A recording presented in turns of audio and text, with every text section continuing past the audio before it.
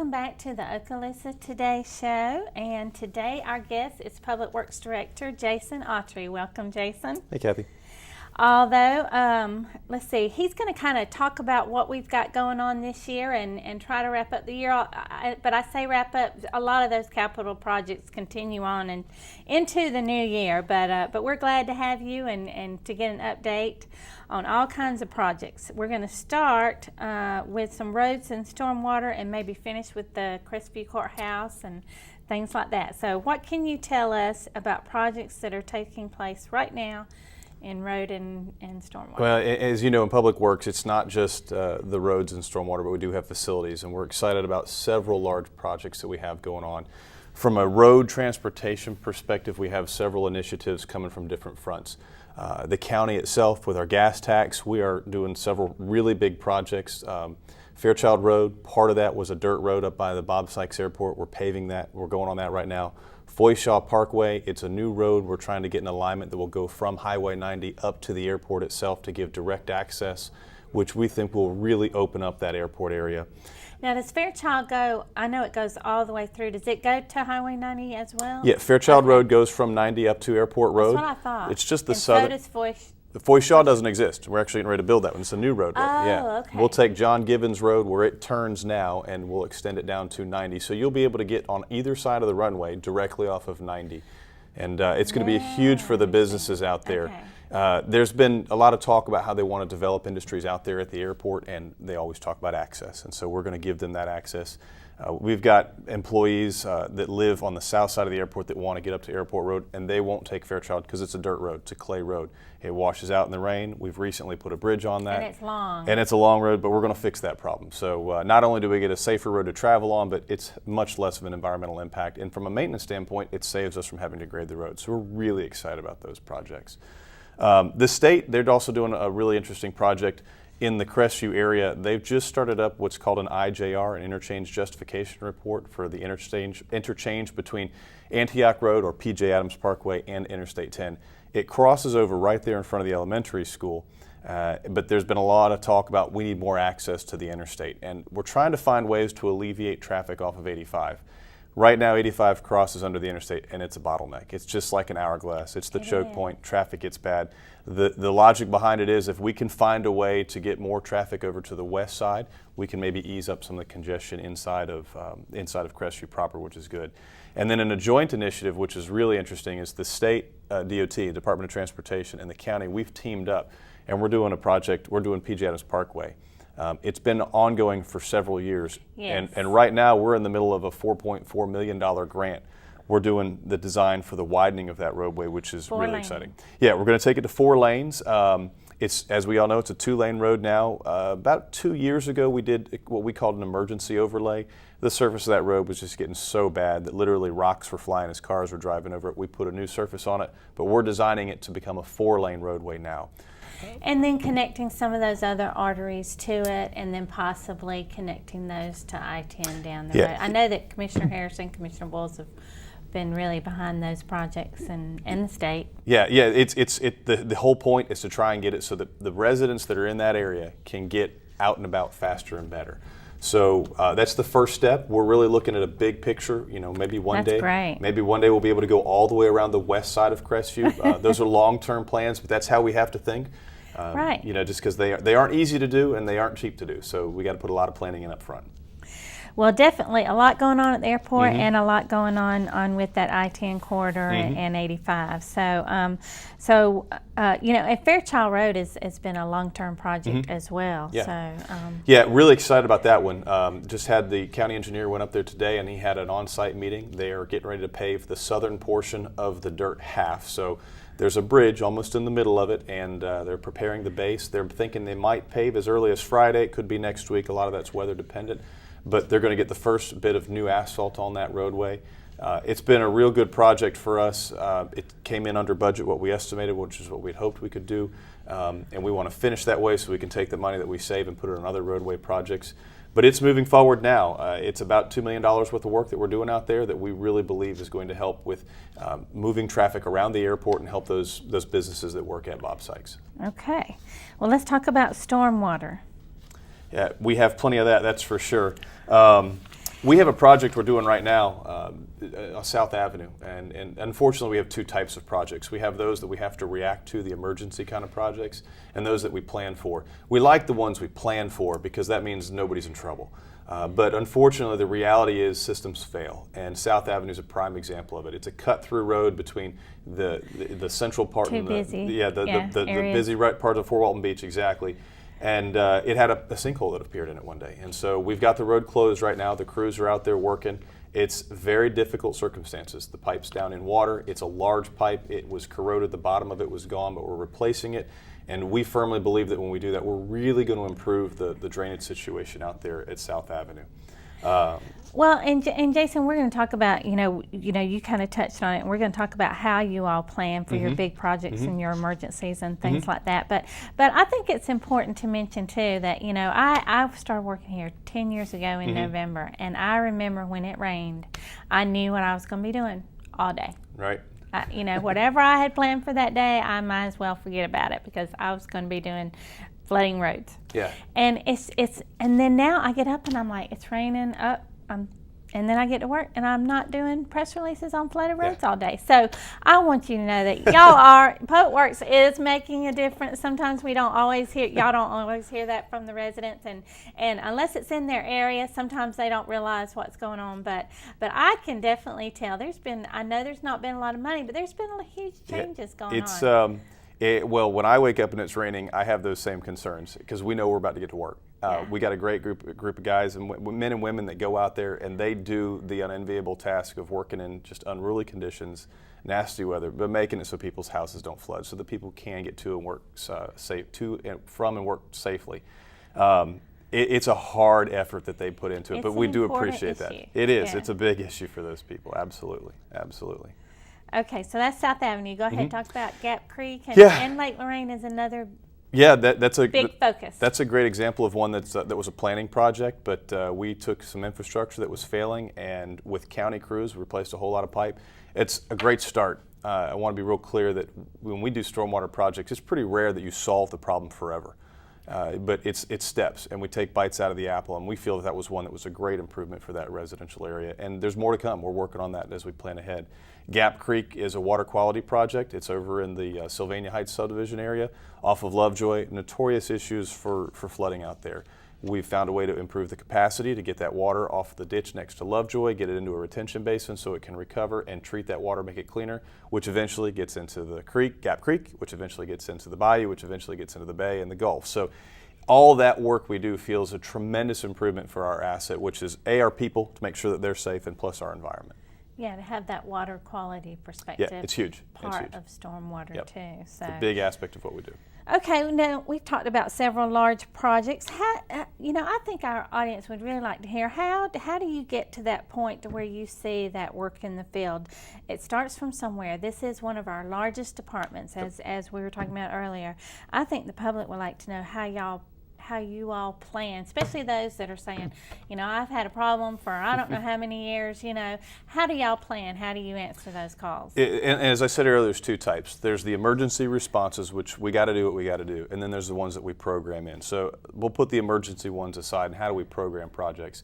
Every year we go through the budget process, and what I do is I sit down with the key members of staff, and that is everybody from the guys that are out in the field to our division managers to our supervisors and our foremen, and we talk about the issues that we have out there, and we determine what are our most pressing needs, and we make recommendations to the Board of County Commissioners on what we have to do. We prioritize them. The board decides what to fund, what we can fund. There's limitations, unfortunately. It's not an endless checkbook. And we move forward with it. We plan the projects. We have our own engineering division. Sometimes we do that work in-house. Sometimes we farm it out to a consultant. We have to go through all the steps anybody else would have to go through. They've got to get the money. They've got to complete the design. They've got to acquire land. That's just something that we don't often think about. When we have to widen a roadway or we have to expand a stormwater system and you take property out of somebody's backyard, that's very personal. It's very difficult to do, and it's a very delicate process. It can be very time-consuming and is often expensive. And we got to design it, and we got to get permits too. We're not exempt from the requirements of the DEP or DOT, whoever the case may be. So all that takes time. One of the rules of thumb I always use is that for every year of construction you see, you could probably assume 7 to 10 years of planning occurred before it. So a lot of it goes into it beforehand, before it actually comes to fruition. I will tell you as an engineer, my favorite day is when we do break ground and when we do see that progress out in the field, because that's when it's tangible and it actually means something to the public. Right. Yep. Okay. We're going to move on to the Crestview Courthouse. Yeah. Had some delays there, unfortunately. Yeah. The question I always get is, when is it going to be? When are you going to tear it down? When's the wrecking ball coming? I get that a lot. A lot, yeah. I think it's on my alarm clock when I wake up in the morning. The courthouse up in Crestview it's a very interesting project. It started out, we were just going to do a remodel. We get into a little bit, and the remodel wasn't going to serve our needs for the future. And fast forward, I think the board made a very wise decision in terms of, let's get a facility that's going to suit our needs for 50 years. We're going to pay a little bit more for it now, but we won't pay for it forevermore. If we were just to remodel, we would be chasing our tails for quite some time. So we decided to ultimately tear down the existing facility in favor of a new one. Well, plus we had asbestos. And it wasn't a healthy building. Yeah. That's the easiest way to put it. And I don't know that we didn't realize how bad some of the problems were. We knew about some of the air quality issues with the mold, but the asbestos, we quantified what we could see. We've since gone in and we've torn pieces out of it, and we have learned that when they did remodeling back in the 50s and the 60s and maybe even to the 70s, they hid a lot of the asbestos problems that were buried, and we didn't know about them. So we have experienced significant delays in trying to get that out. Somebody asked me the other day, well, if you're going to tear it down, just tear it down anyhow and throw it all away. Unfortunately, it doesn't work that way. I'm glad you mentioned that. That's a health hazard. We can't do that, and I'm not going to put the people that work on that building at that risk.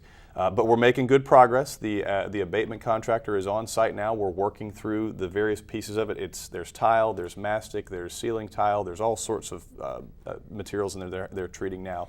And do they have to wear hazmat suits?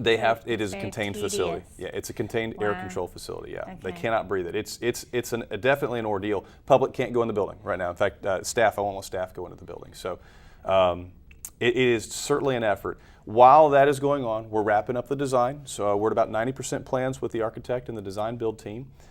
Really excited with it. As most building goes, if you've ever worked on your house, you have these great plans of what you want to do, and you've got a budget, and by the time you put the two together, they don't quite match up. So we're working through the issues now to get that facility down to the cost where we want it to be, where it's reasonable and we can move forward with it. We're going to bring back a guaranteed maximum price to the Board of County Commissioners soon. Not as soon as I would like, I have a feeling, but we'll get a price that works for them, for the contractor. But at the end of the day, our goal is to have a facility that the residents of Okaloosa County can be proud of and will serve their needs for 50 years to come. I don't want my daughter to have to worry about this facility being replaced, and she's rather young. So we're excited that it's moving forward.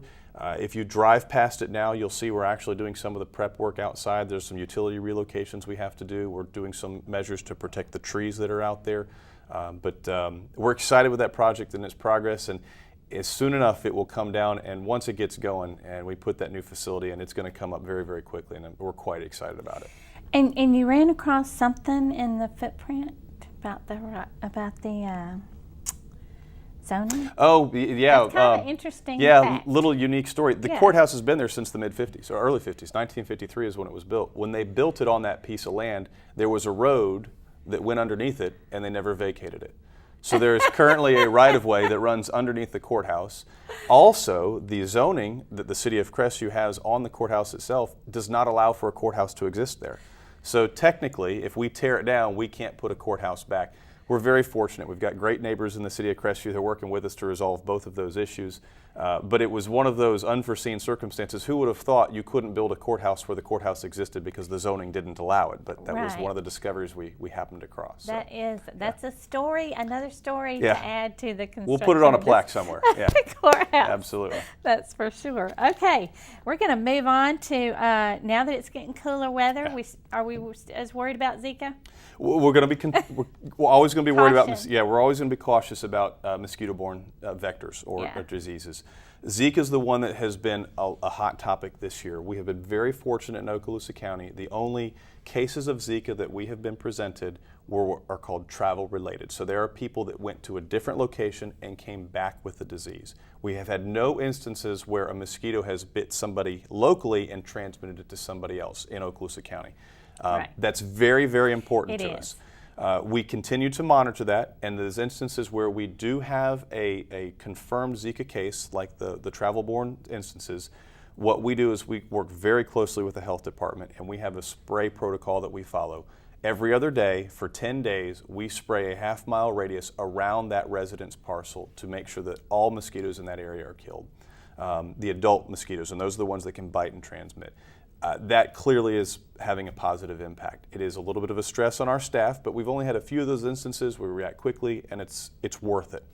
The biggest thing I would encourage the residents to do is mosquitoes, there's a saying that they have, if you feed them, you're breeding them. And you got to fix what's around your house. Don't have stagnant water.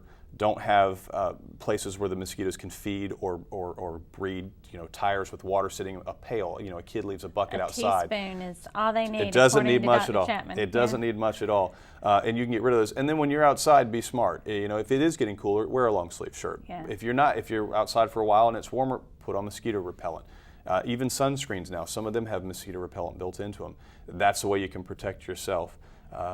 We don't have an imminent threat to where we are very concerned about it, but we are going to be proactive in this instance to make sure that we don't create a problem. Good. And I like the way that you mentioned the full life cycle integrated pest management. Now, we really do treat all mosquitoes full cycle. I mean, we even look at the eggs and treat the eggs and the larvae and all that good stuff. Yeah, so. our guys do a great job. They start out with fish that eat the larvae in the pond. We have gambusia fish that's scattered throughout, I think it's like 200 sites that we actually maintain a very hardy fish. We have briquettes that we'll throw in that will actually kill the eggs of the larvicide as well. Then we do the spray control. It is full life cycle. The guys do a bang up job with it. Quite proud of their efforts. Anything to add before we say goodbye? Great information, Jason. Yeah, Thank you. The thing I can't stress the most is just be safe when you're out in the roadway. There's a lot of great construction projects going on, but remember that's somebody's husband, wife, father, son, whatever it is. Right. Be safe out there. They're not just county jobs, but there's the state jobs as well. And be safe on the roadways because it's my family too.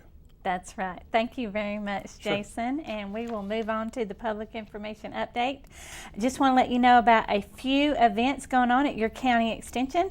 There is a peanut butter drive. Take a bite out of hunger. So drop off your unopened peanut butter at the local extension, and that's going to go to local food banks, by the way. And on November 1st, there's a Panhandle Equine Health and Management Workshop. It's going to be held at the Extension office. And they also have some books called Homeowners Handbook to Prepare for Natural Hazards, and those are free. So you can pick up a book there. Just check out their website or call the Extension office for more information. I also remind everyone our new fiscal year budget is online, so you can see that. And we did keep the millage rate steady. But I also remind you that home values have gone up. So you may see a slight increase on your taxes because of those home values going up, which is a good thing and a bad thing at the same time.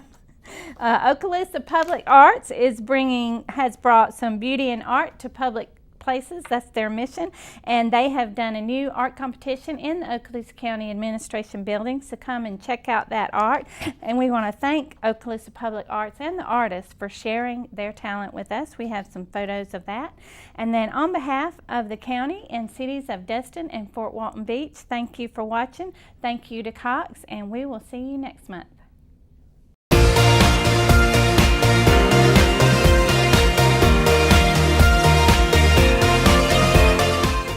Thanks for watching Okaloosa Today. Join us again next month to learn about local news and information for Okaloosa County, Fort Walton Beach, and Destin.